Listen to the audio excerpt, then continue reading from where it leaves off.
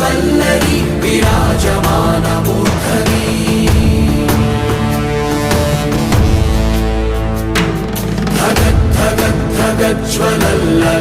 धगज्ज्वलल्ललाटपट्टपावके किशोरचन्द्रशेखरे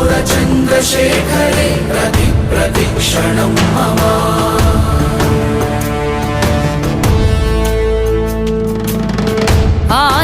ആരിവൻ കല്ലും തൂക്കിപ്പോയിടുന്നോൻ പൈതൽ പോലെ തോളുമേലെ നിന്നെ തൂക്കിപ്പോയിടുന്നോൻ ആരോരും കണ്ടതില്ല ആരുമേ കേട്ടുമില്ല ഗംഗയെ താൻ തേടിക്കൊണ്ട് തന്നെ താനെ ചുമന്ന് ശിവലിംഗം നടന്നു പോകുന്നു